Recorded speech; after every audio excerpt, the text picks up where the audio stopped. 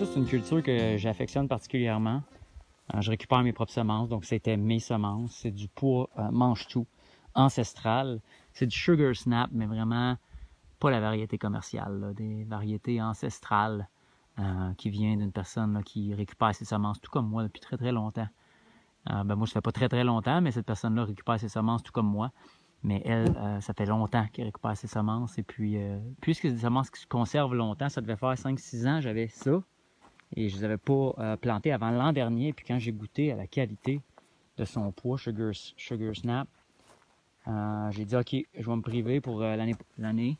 Et puis, je vais en avoir plus pour planter l'an prochain. Puis, vous voyez, j'en ai planté. Puis, ça a tout levé.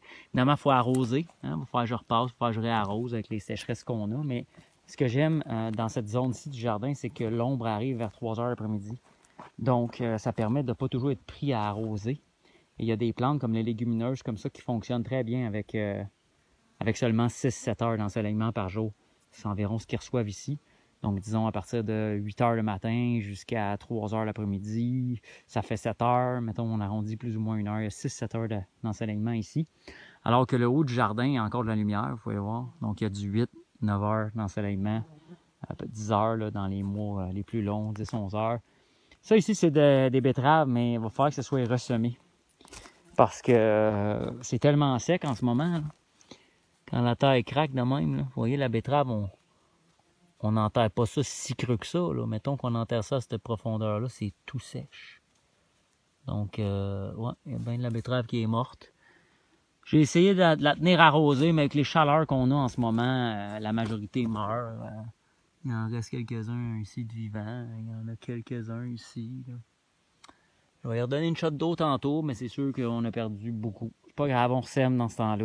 Juste à temps qu'à un moment donné, j'ai un bon système d'irrigation.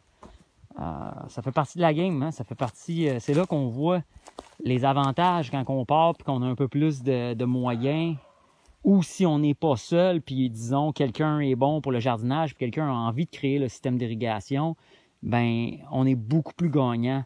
Parce que seul, ben, il arrive toutes ces petites choses-là, que tout n'est pas prêt au bon moment, et puis les choses sont contre-productives. Ça fait partie de la game. Donc j'espère que ça peut vous apprendre un peu des petites leçons si jamais c'est quelque chose qui vous intéresse de produire votre propre nourriture. Il y a des risques. Des fois, on plante, on perd toutes nos semences. Il vient des grosses sécheresses au début du mois de juin. On pourra en reparler, là, c'est pas tout le temps par hasard. Là. Et donc, ça rend ça difficile de partir les semis. Puis là, après ça, tout pourri au mois de septembre. Ça non plus, c'est pas par hasard. On a de la pluie, etc. pendant 1 ou 2 semaines, des fois. Puis après ça, tout pourri.